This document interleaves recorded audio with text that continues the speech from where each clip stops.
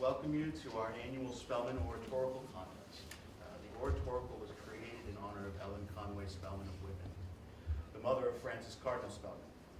This year, $4,000 in scholarship money will be awarded to the participants. Writer and politician Ernst Fisher said, in a decaying society, art, if it is truthful, must also reflect decay. And unless it wants to break faith with its social function, art must show the world as changeable and help to change it.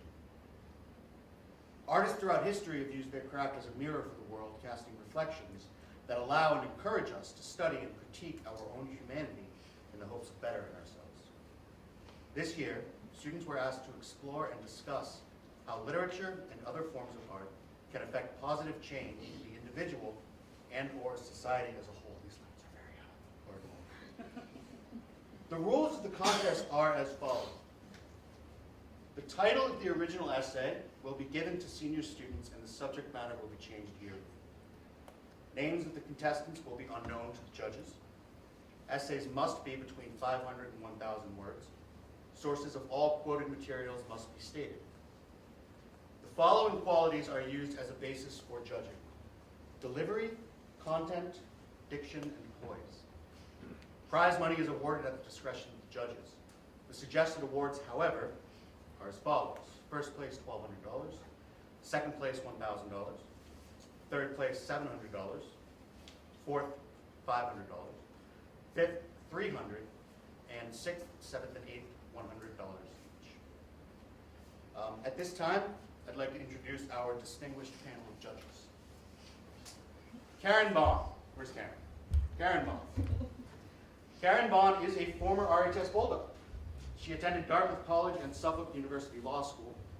She was formerly a partner in the law firm of Gisbond and Bond? Close enough. Close enough? All right. In a solo practice, and now specializes in family law and a solo practice in Whitman. She is proficient in American Sign Language and French. Thank you for being here. Sue Doherty grew up. Sue? Hi. Hi. Sue Doherty grew up in the South Shore and currently works as a middle school librarian in Needham, Mass. Prior to 2016, she worked at the high school level for more than 20 years, first as a classroom English teacher and then as a librarian. She holds a BA in English and MEDs in both secondary education and school library media studies. In her spare time, Sue enjoys gardening, taking boxing classes, and fighting for social and educational justice.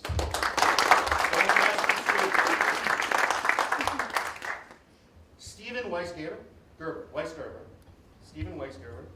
is a graduate of the RHS class of 1978. He received his undergraduate degree from Brandeis University and attended grad school at Bridgewater State University. He has been an educator for 36 years and currently works as a social studies teacher and department head at Marshfield High School. Steve is also a basketball coach and National Honor Society advisor at MHS. And finally, Laura Whittaker is a grade 7 ELA teacher in Stoughton, where she has worked since 2003. She is a Providence College alum and received her Master of Arts in Teaching English from Bridgewater State University. Laura recently added a CAGS in Literacy for Special Education and Inclusion students and ELLs to her resume.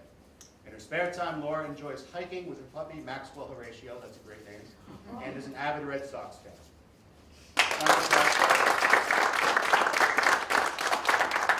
Thank you for being here. I would also like to take a moment to thank the following administrators and faculty members for their attendance tonight. First of all, school committee member Richard Phelps.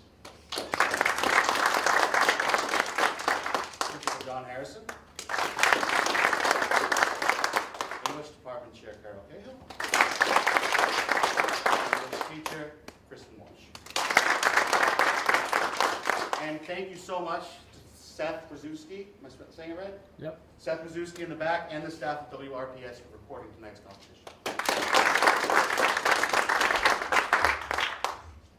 Reminder, turn off your phones. Do it now. Jen, you guys, really? Your phones are on? Killing me. So I'd like to, before getting started with introducing the students, I just want to mention the fact that 29 students had the courage to get up in front of their fellow classmates and attempt to be a part of this competition. And it's not an easy thing to do. So even though I don't think any of them are here, I still want to acknowledge them.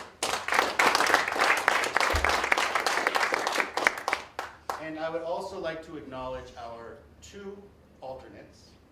This is probably my least favorite thing to do as a teacher, is judge these students and say, you guys are the top 80, because they all do wonderful things. But there are 2 alternates, and one of them is here, Leah Drago.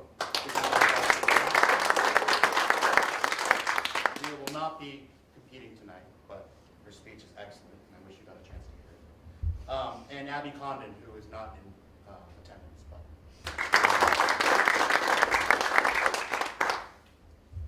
And finally, it is my privilege to introduce the 8 contestants.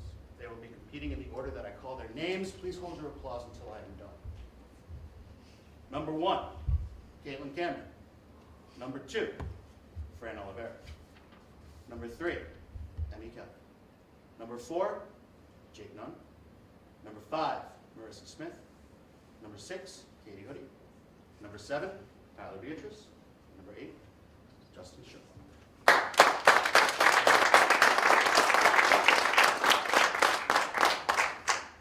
You guys ready for this? Our first contestant, Kaitlyn Cameron.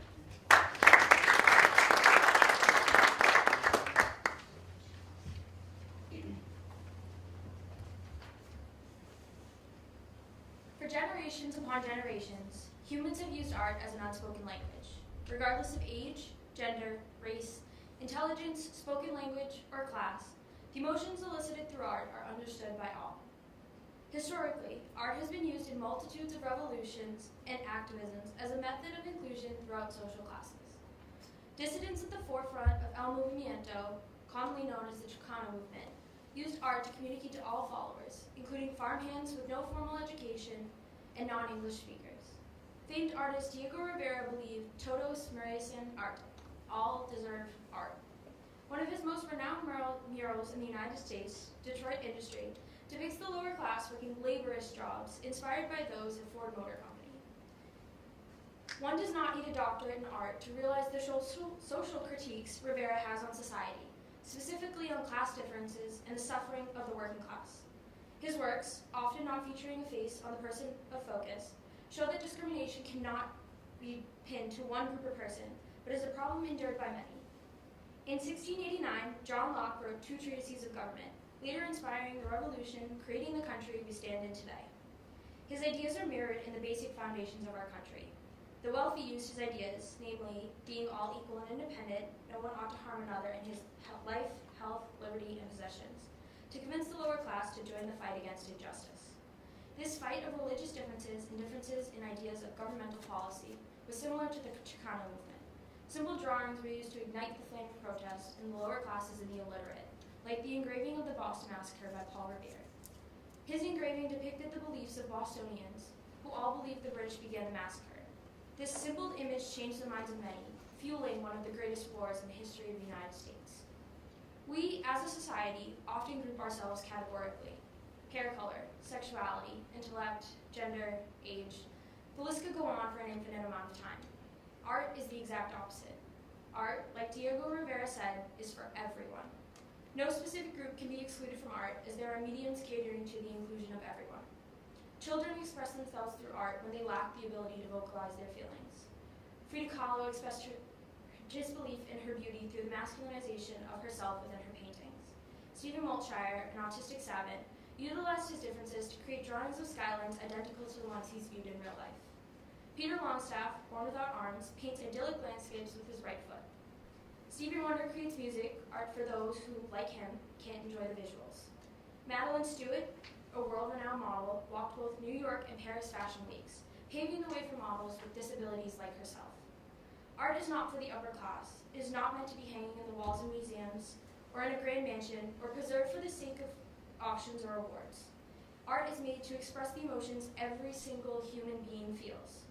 Art has allowed humans from any part of the world to communicate, interact, and sympathize with one another's feelings. Art is changing the gap between the categorical groups we so heavily desire to put ourselves in. Art, simply put, is inclusion.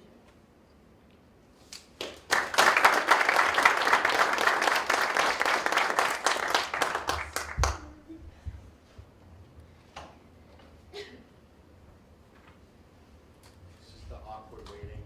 The judges are waiting their thing. I think we can all handle it.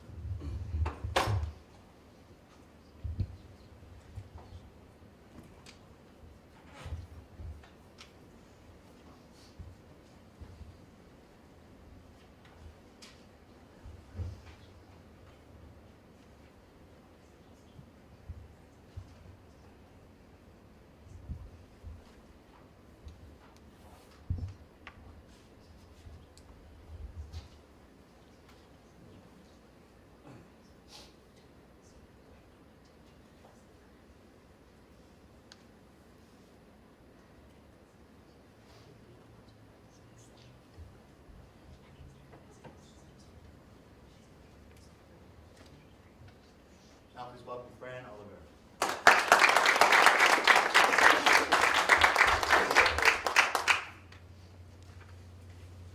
We, as a society, have always been engulfed by the power of art. It has been a source of expression, but more importantly, defiance, since the beginning of time. Art has been subjected to change from the earliest records of humanity, and will forever be confounded to the criticism of society. However, this is where art acquires its unique ambiguity. It is through the different interpretations of art that we are able to unify and create a social movement towards reformation in social issues. Art has greatly contributed to the LGBT community and has made a massive impact on cultural perspectives of gender hierarchy. It is no secret that identifying as LGBT has always been a struggle, but to identify as these and live as a minority figure in other aspects is oftentimes harder. TV star Karla Brown, known for his role in Queer Eye, stated in an interview, "When I was coming out in Caribbean culture, a very machismo culture, I felt scared. I was like, how do I discuss who I am and what my desires are for life without feeling like I'm going to get beaten up?" When Alice Walker wrote her iconic novel, The Color Purple, she tackled this issue head-on and inspired many to find acceptance within themselves and change their perspectives on sexuality and gender normalities. The novel itself follows the story of a young black girl who struggles to find meaning in her devastating life. Discovering her own lesbianism and the concept of bisexuality allowed Seeley's character to transform the novel into a cultural treasure. Not only does Alice Walker utilize the story to address sexuality, but she tears down the stereotype associated with masculinity and patriarchal hierarchy. The novel, and the later established film, received great criticism for Walker's views on the black men. Many critics even stating that Alice hated black men. However, Walker later announced in an interview with Manufacturing Intellect that the perspective through which people were viewing her artwork was the real issue. Yes, Walker turned the black man into an abuser, but only to demonstrate the toxic masculinity established in masculine culture. This is because to secure his place in the family, a man has to dominate over his family. This means that a boy is always forced to choose between his father and the mother, which means a choice between the two sexual dispositions. Boys often end up choosing heterosexuality because of fear. Fear brought about by heterosexuality is fear of feminization. The novel has definitely unveiled the wrongdoings of masculinity and encourages the modification of such primitive thinking. Although the novel did not specifically address the issue of coming out, it did tackle the difficulties associated with cultural hypocrisy. LGBT community members, especially those in the black community, have found solace in this novel, which has inspired many to influence positive change in terms of their sexual identification acceptance. One of the most impactful forms of art is fashion. In a short time span, society has evolved from the 20s flapper movement to the 60s counterculture to the 90s anti-fashion. However, one thing that hasn't changed has been gender roles. People have always been quick to split humanity into two different groups, those of masculinity and femininity. It is this stereotypical view on life that has brought tremendous chaos to minority members, those who feel as if they do not fit into either of the predetermined categories. However, with the hard work of maverick artists in the fashion industry, we have been able to push these restrictive boundaries and move society towards a place of acceptance. Fashion is more than clothing. It is an added layer of personality and identification, which is why this industry is so impactful. Many of society's shifts in gender perspective have come from one of the world's most successful fashion houses, Comme des Garçons. With a brand based on the avant-garde movement, designers of CDG have focused on fashion without gender specificity. This neutral perspective allows for a visual art form that does not imply a bias on the viewer's interpretation. There is no association between wear and gender. Looking at the spring 2019 Comme des Garçons line, one can clearly see the attempt at gender nonconformity. With silhouettes exhibiting hints at both masculine and feminine stereotypes, this particular line inspires the coexistence of these two aspects in one being. This not only deconstructs society's notion of what it means to be male or female, but inspires people to reevaluate the importance of gender and our views on it. Our society identifies as progressive, but we are far from that. We tear each other down based on appearances because we cannot fathom a life outside of the principles established in our closed-minded thinking. As Comme des Garçons creator Ray Kawakubo once said, the fundamental human problem is that people are afraid of change. This is why fashion is so potent and powerful. It creates a visual symbol of the ideas that challenge the human social ladder. Gender specification and normalization correlate directly with the roles of man and woman, setting the standard for hierarchy. Fashion is able to break down these stereotypes and provide a level of security and comfort to people who don't fit the cliche. So think back to the last time you saw a man wearing feminine clothing or saw a same-sex couple holding hands. Know this process wasn't easy, and know that the courage to do something so bold came from the impact of acceptance and change in perspective through the art we experience on the daily. Whether it be music, fashion, or literature, art enables the human mind to think holistically. And this is where we are able to connect with one another and understand our differences. Art is more than breaking stereotypes. It is the ultimate fight for unity. And in a world where humanity seems to grow distant on the daily, art and its aptitude for change is all we can rely on. Thank you.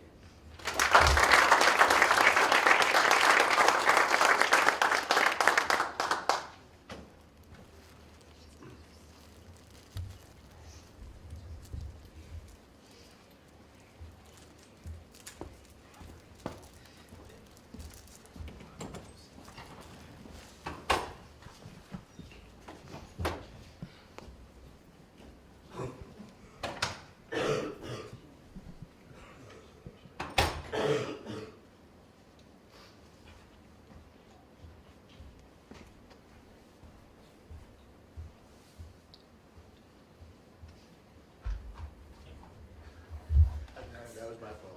I was giving nods of affirmation. I apologize.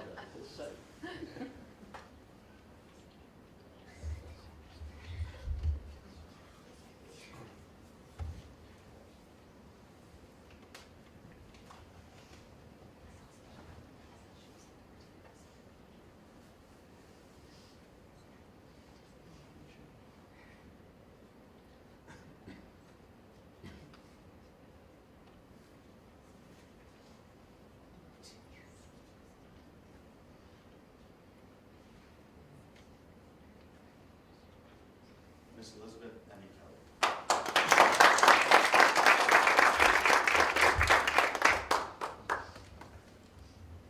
Change is inevitable. The likelihood that anything in life will stay the same is highly unlikely. Although many people fear change because they are content in the present, it is not always negative. In the case of social change, the progression of human empathy is a positive force driven by a multitude of variables. Art, in many ways, serves as a catalyst for the necessary changes in our society. We as a society lack the self-awareness to enact change ourselves, which is why artists create work that emphasizes the flaws in society that must be fixed. Sir Isaac Newton's first law of motion states that an object at rest will remain at rest until acted upon by an outside force. Without the powerful force of art driving us to create change, society would remain in a permanent state of inequality and disarray. At a time when women were treated as servants and perceived as weak and inferior, author Charlotte Perkins Gilman sought to destroy such notions through her writing. One short story in particular, The Yellow Wallpaper, carefully highlights the misconceptions of the female psyche and examines the effect that society has on women's mental health. The story follows a young woman's descent into insanity at the hands of the men around her. Gilman wrote her short story in an attempt to combat the rest cure, which was an unsuccessful form of treatment for women with depression in the 19th century. After it was published, Gilman sent the story to the doctor who prescribed the treatment to her in an attempt to end the treatment's use. Gilman's doctor never responded, but eventually stopped using the treatment in his practice. The yellow wallpaper exposed the faulty treatments for women with depression and called for equality of the sexes. As readers were exposed to the brutally honest truth of inequality in America, the inspiration to seek necessary changes in society emerged. Perhaps one of the most important literary works in American history is To Kill a Mockingbird. Written by Harper Lee and published in 1960, the novel has received widespread acclaim for its depiction of racial prejudice in the early 20th century United States. The story centers around a young girl growing up in the South during the Great Depression who is forced to confront the horror of racism when her father defends a young black man falsely accused of raping a white woman. At a time when the civil rights movement was in full effect, Harper Lee's novel served to expose the unspoken truth about racism in America. It is Harper Lee's striking examination of societal wrongdoing that sparked questions about equality and empathy. While To Kill a Mockingbird was not the root of the civil rights movement, it helped to inspire American people to take action in order to enact real change. In the 1980s, when the AIDS crisis was well underway and the LGBTQ+ community still faced a plethora of discrimination and hatred, photographer Nan Goldin sought to raise awareness for issues concerning the community through her documentation of queer youth. In 1985, Goldin exhibited a series of photographs titled The Ballad of Sexual Dependency, which captured her personal life as well as the gay and heroin cultures of the 1980s. The photographs feature various young people in New York City in intimate and personal settings. Goldin's raw depiction of New York City's queer community gained recognition for its truthful portrayal. While many Americans were quick to dismiss a group of people that they could not fully understand, Nan Goldin's photographs led people to see that the LGBTQ+ community is the same as everyone else. Goldin's art influenced a generation of open-minded individuals to advocate for change in the narrative surrounding LGBTQ+ issues. What The Ballad of Sexual Dependency did was merely to combat the misrepresentation of queer people by showing that sexual orientation should not dictate one's feelings about someone else. However, its impact and legacy transcend its simplicity. In many ways, people are products of their environment. The same can be said for artists and their work. Great art reflects not only the artist's life, but the world around it as well.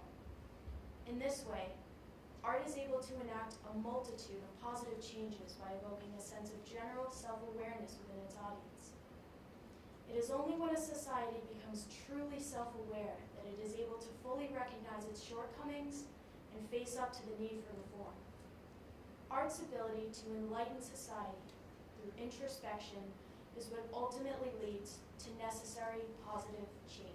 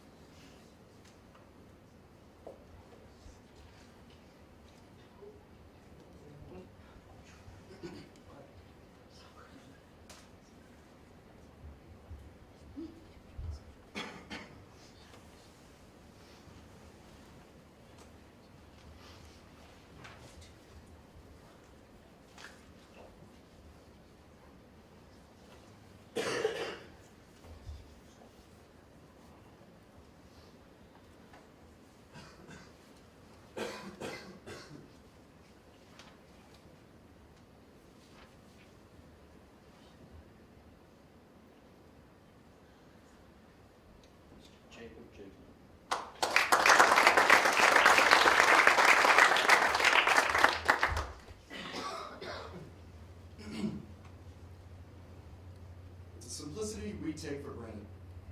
Melody, harmony, rhythm, poetry. That's truly what music is. It's a mixture of passion and personality. Sometimes one artist lacks in one, the other creates awful music. We have all heard awful music. You've been heard. But what is great music? Does genre matter in a greater sense? Do you care? The meaning is absent, music falls victim to obscurity. Yes, it does. In Radio Gaga by Queen, Freddie Mercury exclaims, music has become an underrated facet of American culture. Said, quote, so don't become so background noise, backdrop for girls and boys who just don't know, who just don't care, who just complain when you're not there. In Plato's legendary classic, The Republic, he exclaims, music is paramount to society. Musical innovation is full of danger to the state. From the rules of music change, the fundamental laws of the state always change with them. Mercury had a point. There's no sound, and there's only the tinnitus. Soundless breathing. Have you ever been to a party with no music? Haven't. Plato was right too. If I listen to Amazing Grace, I feel a sense, a burning sense, of patriotism in my chest. But as long as the song has melody, the youth couldn't care. They couldn't care about the message. The youth couldn't care. The youth. Well, in the 1980s, art forever changed when Los Angeles band Black Flag taught the youth to revolt. Punk rock and the ability to differentiate oneself from the fascist masses. Truly a sight to behold. A genre with a new look and new hairdos. During the history of the subgenre, many bands didn't care about the line between ignorance and intelligence. Bands like The Germs played as fast as they could, didn't even sing the lyrics half the time, meanwhile donning Nazi memorabilia as if to stick their tongue at authority. Bands like this inadvertently attracted the Aryan underground, who you may know don't really enjoy non-whites. Underground communities of Aryans, punks, drug addicts had no choice but to be meshed together and mosh together in the small clubs in which these bands played. This wretched lifestyle took a toll and all partook, causing many to exit upon arrival. Then one day, in New York City, a band from sunny LA, California, was playing. A young man named Henry Rollins decided to drive from Washington, D.C. to watch. He was disgusted by the mosh, but he was interested in the music. He was able to befriend the band leader, Roy Ginn. During the show, they invited Henry to sing. Henry's voice ignited all who listened, causing them to be utterly confused.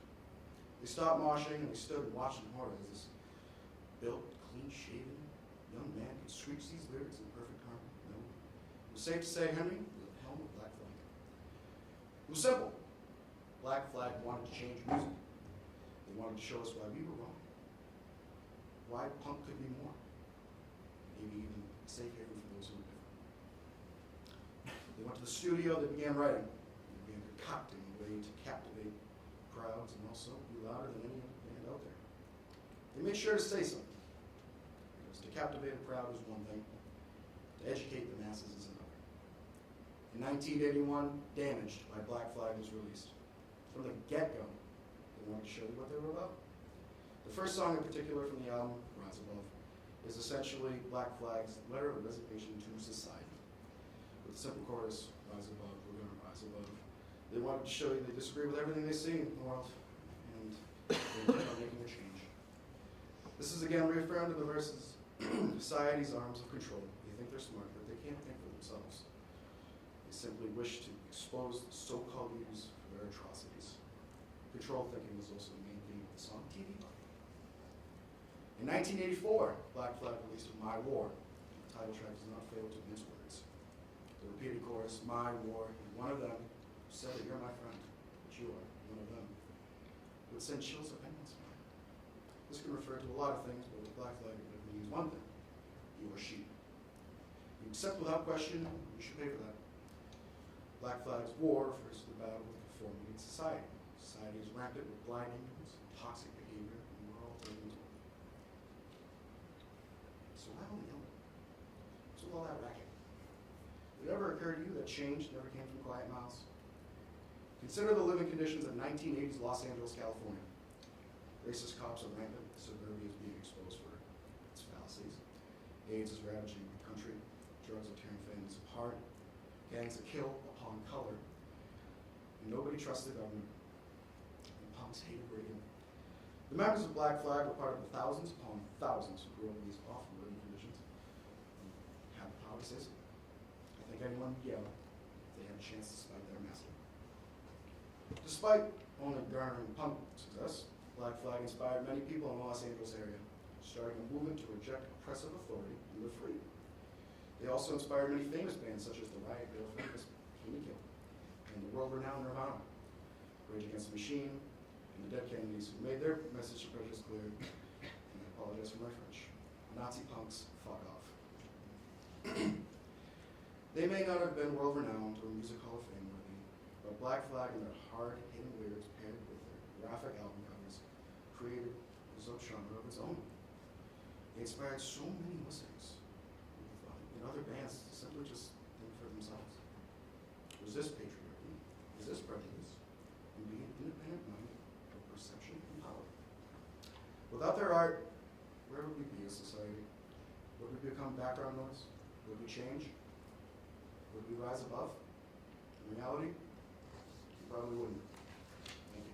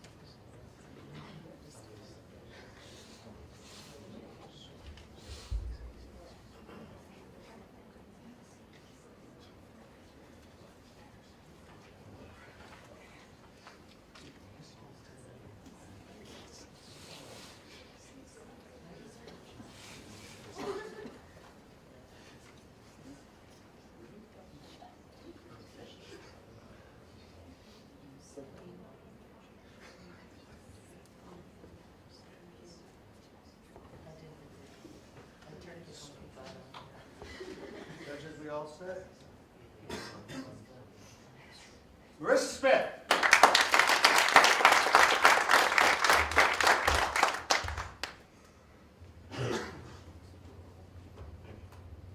Whether you realize it or not, you are different from who you were a year ago, a month ago, or perhaps even yesterday. Each day, we learn, experience, and undergo challenges. Each day, we evolve and we change. Change itself is what makes us human, and it is a commonality that links us all together. Change does not come without hard work, and it cannot be achieved alone. In his sermon, The Death of Evil Upon the Seashore, world-renowned activist Martin Luther King Jr. states, "And change does not roll in on the wheels of inevitability, but comes through continuous struggle. And so we must straighten our backs and work for our freedom. A man can't ride you unless your back is bent." In an exceedingly oppressive society, change can seem impossible. But time and time again, this has been proven wrong. In her novel, To Kill a Mockingbird, Harper Lee depicts the racist society of Macomb, Alabama, where Atticus, a respected and influential member of society, must represent Tom Robinson, a young black male who is charged with rape. Although Atticus understands the danger surrounding the case, he knows that even with his help, Tom Robinson is a dead man walking. The verdict was decided before it reached the courthouse. However, change lies within the community itself. More specifically, Atticus and his children. They learn the inequitable importance of skin color, and that racism and bias should have no place in this world. Perhaps the most meaningful quote is when Atticus advises Scout, "You never really understand a person until you consider things from his point of view, until you climb into his skin and walk around in it." This quote best grasps the notion of change and the need of understanding. We are all different, yet we are all capable of learning. These literary lessons allow us to grow and better our world. This novel shows that transformations take time and patience. However, this does not make them impossible. Rather, they are worth the fight. Art is the purest source of education because it is always evolving, and is one of the only ways in which humans can have an unmediated experience with indescribable things such as feelings. Take, for example, the Metamorphosis by Franz Kafka. The title quite literally insinuates a monumental change.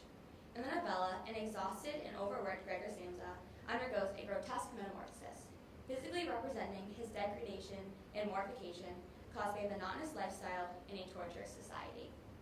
In the struggle to pay off his parents' debt, Gregor sold himself, his integrity, and his individuality. Not only does he lose his self-identity, but he is alienated by his closest family. Stories like these pinpoint issues in society that we feel need to change. But focusing on such a broad topic as loss of individuality, we can each relate in a completely different manner. Personal suffering is felt by all, simply in different magnitudes. It is this common feeling that permits us to rally around a central problem. In turn, we strive to better ourselves and change as we see fit. It is a known certainty that nobody desires to become a mere man of society, nor does one want to feel alienated and alone. However, regardless of our aspirations in life, many feel just that, and we as a society need to become more accepting. With art comes critique, reflection, and evolution. One of the most expressive forms of art is music. Music is essential to many of our lives, and is perhaps the most influential form of art. It is all about self-expression, reflection, and providing humans with a sense of connection. Music itself has changed tremendously throughout the centuries. What once was purely classic is now as crazy as hardcore metal or as simple as indie alternative. No matter the genre, artists create work with the hope that it will spread a message, oftentimes calling out society for its many wrongdoings. Redemption Song by world-renowned singer, songwriter, and activist Bob Marley reveals the importance of freedom and redemption. At one point in his song, Marley sings, "Emancipate yourselves from mental slavery. None but ourselves can free our minds," showing that change isn't possible when people are closed-minded or shut down. For change to be made, our voices must be heard. This requisition remains true today. Unlike many artists, Bob Marley's work did not stop with his music. In the 1970s, he worked hand-in-hand with the Jamaican government and held a peace concert in hopes to stop the violence and political upheaval. In Zimbabwe, he held a second concert after they gained independence, where he was attacked by tear gas on stage. It seems as if nothing but cancer could stop this man. He was a man of many wise words, but his ultimate hope was that people would stand up for their rights and demand to be heard. You cannot make a difference in this world without changing and bettering yourselves, and you can never change anything if you are too scared to try. Art only helps to reiterate this point.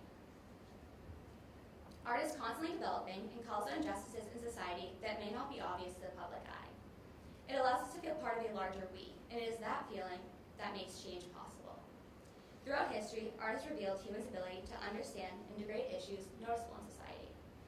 We need art to promote growth and change, and to be an outlet for our passions, pleasures, and desires.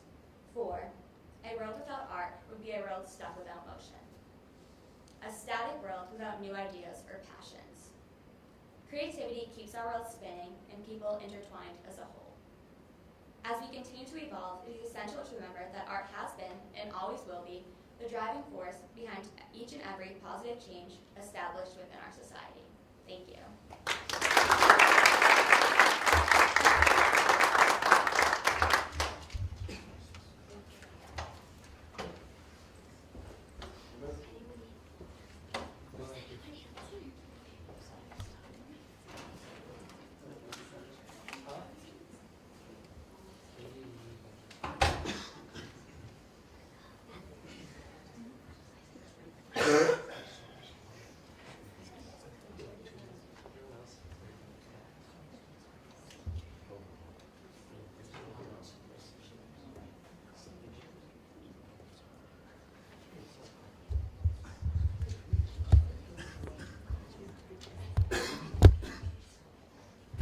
We got next.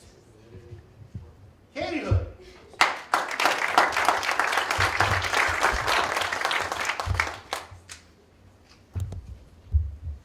Art reflects the world, the society, and the time a creator lives in. Humans have created art from the beginning of time. Cave paintings all over the world, graffiti in Rome, and patterns in the desert in Peru all show this need to create within our species. We create in response to emotions and events as a way to cope and to document. We don't know people's feelings about events without the art surrounding them and created during them or in response to them. The events people react to can be internal, a personal discovery or thought process, or external, a war, or a movement. But people, real people, are reacting and stating something about the event, whether that be hatred or repulsion or love or hope. There is no creation without influence. There is bias and satire and opinions placed upon a work by an author or an audience to make it what it is. Our art affects the world, but so too does the world affect art. I have no accurate knowledge of my age, never having seen any authentic record containing it. By far, the larger part of the slaves know as little of their ages as horses know of theirs. And it is the wish of most masters within my knowledge to keep their slaves thus ignorant. I do not remember to have ever met a slave who could tell of his birthday. They seldom come nearer to it than planting time, harvest time, cherry time, springtime, or fall time. When Frederick Douglass, an abolitionist and former slave, begins narrative of the life of Frederick Douglass with this statement, he wants us to get something from it, to feel something about it. He writes both to document and to make people react to it, though we, as modern people living in a modern world without slavery and separated from it by more than 150 years, cannot feel the same as people reading it when it was published. He is writing from his context, from his time period, and is writing for an audience with the same context. We can, however, view it through our context, in our time period, and relate to it, react to it, and draw from it in a way that allows for this creation to affect us. This context, and how, even with shifting times, meaning can be derived from it, is what allows for this not to expire with age and to keep affecting the world. Prejudice does not end with the abolition of slavery. It spreads and is beaten down to black people in terms of separate bathrooms and beaches, marching in Selma, but also to gay people with hidden bars and rioting in New York, disabled people climbing out of their chairs and climbing up steps in Washington, D.C., and other groups that are still affected to this day, rising up. That prejudice is where pride is born. That pride is where change is born. The change coming from the pride turns into art, affected and affecting. I Look at the World by Langston Hughes shows how this pride leads to hope and change as it transitions from looking at the world darkly to a call to action. In it, the speaker states, "I look at the world from awakening eyes and a black face, and this is what I see, this fenced-off narrow space assigned to me. I look then at the silly walls through dark eyes and a dark face, and this is what I know, that all these walls oppression builds will have to go. I look at my own body, with eyes no longer blind, and I see that my own hands can make the world that's in my mind. And let us hurry, comrades, the road to find." Langston Hughes shows us, through this call to action, through trying to find the road that is progress, that even in more modern times, art has been used to create change. We protest and create movements, and will continue to do so most likely forever. Art has been and always will be a way to create social commentary and social change. And now, in a time where we are all connected, it is easier than ever to get an opinion out there. We hear from more races, more sexualities, more people than ever about the hardships that they endure on a day-to-day basis. We hear their experiences and we lend out a hand through marching or donating, or most importantly, creating. Songs and poems and posters and chants have all been created to say something about something, no matter when we are, and now is not the exception. From speaking at marches, to sharing creations on the internet, to art displays honoring children lost in a school shooting, there are movements based on art to this day. Every creation contributes, even if said contribution is small. The voice, the opinion, the context is what makes the contribution important. Thank you.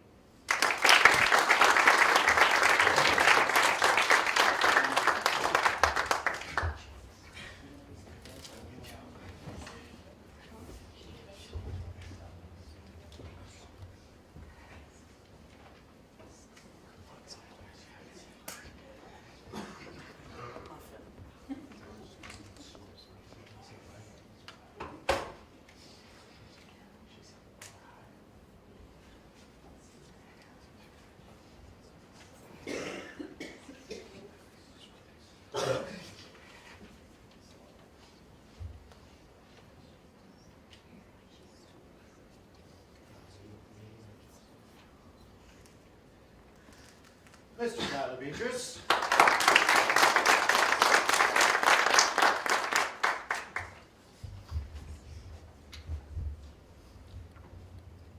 Many art forms depict dystopian views of our own society, expose our flaws, and imagine these flaws as the downfall of the human civilization. Although these artists make valid points, we as humans remember, learn, and create change to guarantee we will never have to suffer such a downfall. Art experiments with these defects and emphasizes what humans can do to address our flaws. The Denver International Airport mural, Children of the World Dream of Peace, painted by Leo Tanguma, focuses on this idea.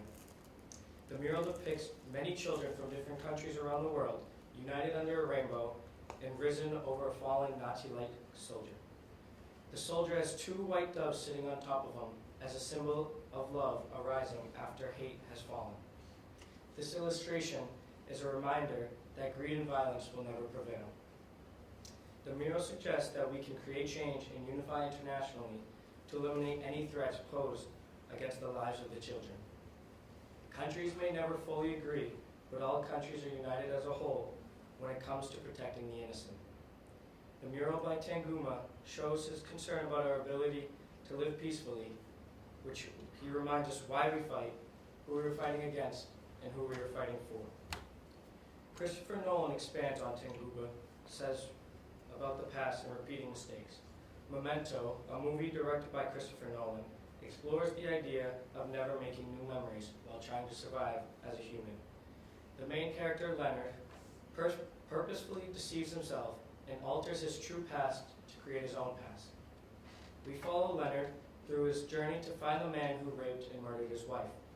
However, he uses his own memory loss to his advantage, so he never has to remember he killed his own wife. Through Leonard, we learn about the importance of learning from our past. Humans can never progress until we fail, but if we never remember how or why we fail, we will forever remain at a stagnant mediocrity. Leonard will never reach the peace and love depicted in Children of the World Dream of Peace, which is why he will continue to live in anger and grievance. One Flew Over the Cuckoo's Nest, written by Ken Kesey, provides an atypical positive change. Randall McMurphy is transferred from a prison farm to mental institution where he always takes advantage of the other patients. Here he learns about and becomes friends with Chief Bromden, who acts deaf and dumb. The treatment of the other patients by the nurses is pitiful, yet many of the patients are voluntarily confined. McMurphy is enraged by this, causing him to act up and inevitably receive a lobotomy. Bromden cannot allow McMurphy to live in his current state and mercifully smothers him with a pillow. Kesey shows us that not all people who create change have to be the ones who benefit from that change. By the end of the story, McMurphy sparks reform and indirectly saves Chief Bromden's life. The end result for McMurphy is negative, but his legacy remains. Thus, we seize the knowledge of how powerful change can be. All different forms of art portray messages of positivity. The art may show the negative sides of life, but we advance as a society in the positive direction. Art form may not provoke immediate change, yet it will provide reminders of what will happen if change does not occur. Artists and authors are the heroes we rely on to prevent us from destroying ourselves. Thank you.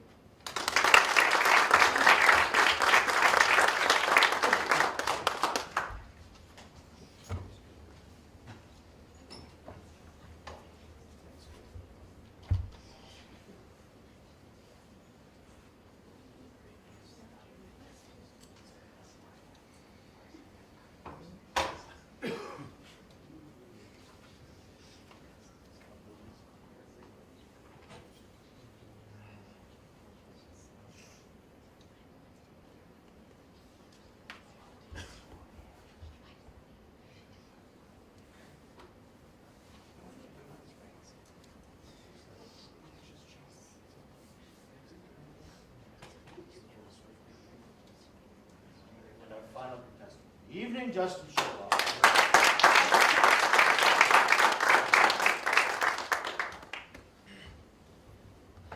Art imitates life, but is that always the case? Oscar Wilde once said in his 1889 essay, The Decay of Lying, in Observation, life imitates art far more than art imitates life. This is an interesting notion that I feel is telling of the world we live in. We observe our community and we see a thriving suburbia, an enriching education, and a privileged lifestyle, where for the most part, we have what we need and we get what we want. But when we broaden our outlook, 24 school shootings in 2018, discrimination against people of color, the separation of immigrant families, and a surge in anti-LGBT hate crimes. Yet in the midst of it all, we stand taller and stronger. But why is that? While Plato and Aristotle's theory of mimesis, or imitation, argue that art mimics nature, Wilde demonstrates that individuals utilize art as a postulate of provocation, to publicize the faults of modern society and to construct a foundation from which we shall institute a new era of progressivism. For we need to conceive of a reality from which we once dreamed could only be a fantasy.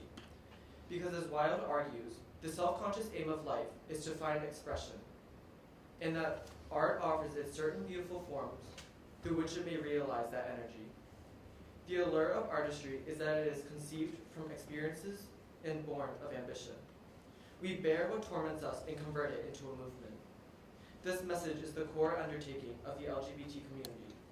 We can examine the strides that society has made into acceptance of a once inconsequential community through television and mass media. Disney Channel, arguably the most recognizable television program for children, launched the LGBT community into the forefront in 2014 in its final season of Good Luck Charlie. In the episode Down a Tree, Amy Duncan and Bob Duncan arrange a playdate for their daughter Charlie and her new companion. The Duncans come to meet the gay mothers of their daughter's friend, who they greet with open arms. Nevertheless, the audience of the children's show could not share in the characters' embrace. Conservative Christians and self-proclaimed conservative moms were unreservedly antagonized, calling for Disney to steer clear of political correctness and avoid controversial topics too young for its viewers. All the while, Mia Tallarico, the at the time 5-year-old actress playing Charlie, received multiple death threats. And while that inconceivable response would be one to scare away producers, artistry is relentless. A mere 3 years later, the show Andy Mack breaks boundaries with its first openly gay character.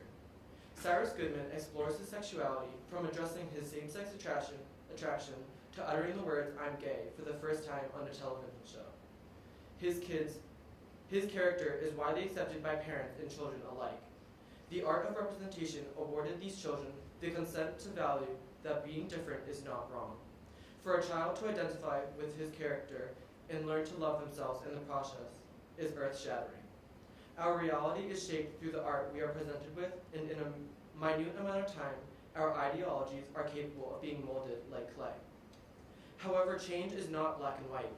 We make progress as a community in spite of pain and suffering, in spite of relentless obstacles that try to knock us down. This is manifested in Gerard Conley's memoir, Boy Erased, a Memoir. In his narrative, Conley recounts the story of his experience in Love in Action, a gay conversion therapy program.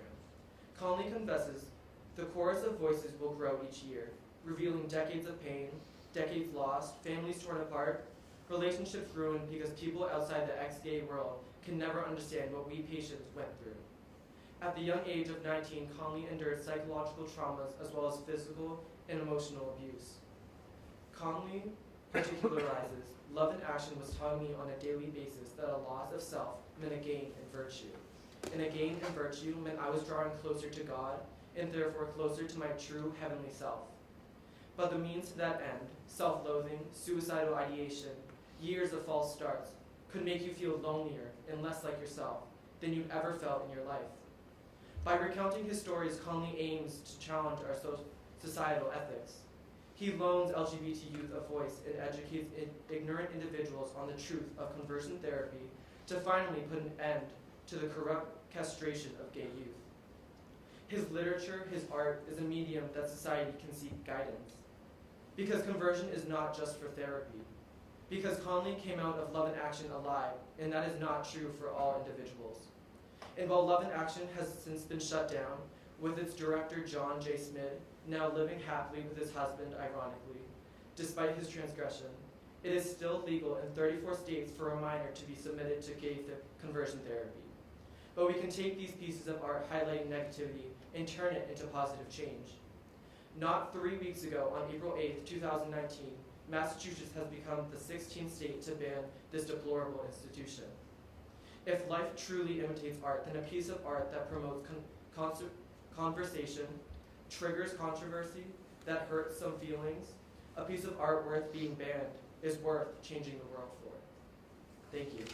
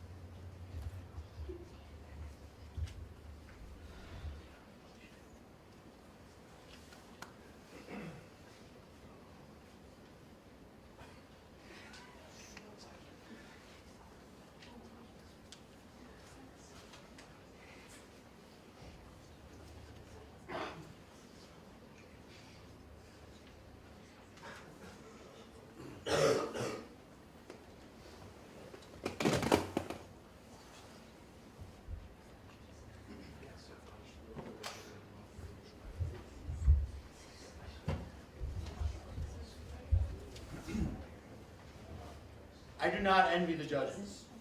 That was fantastic performance by all contestants.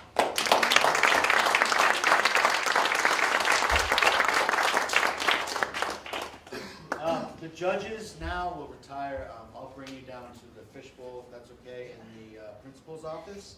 And in the Library Media Center are refreshments for everyone else while we await the judge's decision. One other thing, I'm going to use this as a shameless plug, but since we are talking about art as a positive agent of change in society, the Arts Festival is coming up next week. It is Wednesday and Thursday night from, I believe, 6 to 8:30. And Jacob Nunn, Emmy Kelly, Katie Hoodie, and perhaps some Leah Drago are all involved in the publication of Images magazine. You guys get a sneak peek at the cover. It hasn't been printed yet. This is the proof. Images will be there, highlighting student art, and hopefully that student art will be heard and perhaps affect change in your world. And there will also be on Wednesday evening an open mic Blue Dog Cafe coffee house night in the library, which will be a little less pressure than this, but it'll still be a great opportunity to see students expressing themselves. So with that, welcome you to grab some coffee and refreshments, and we'll see you on the other side. This is not fun for me, but I thought you guys were all amazing, and that's the longest I've been with the judges since I've been doing this, which is a testament to how hard it was for them to decide. They felt my pain, let's put it that way. Somewhat over another.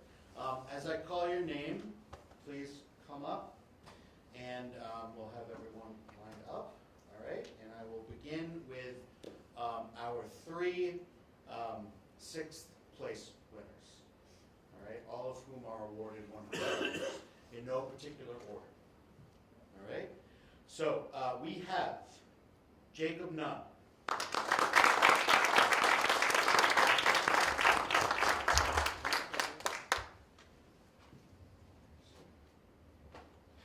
Kaitlyn Cameron.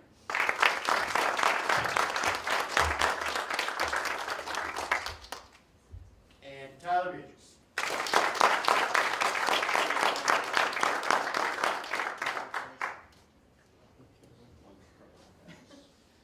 All right, coming in at fifth place with a scholarship award of $300 is Mr. Justin Show.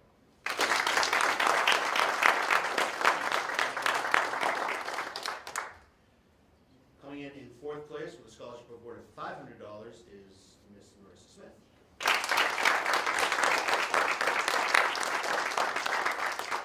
Coming in third with a scholarship award of $700 is Mr. Francisco Alvera.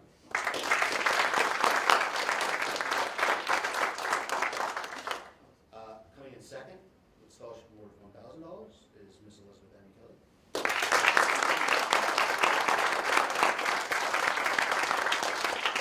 And coming in first place with an award of $1,200 is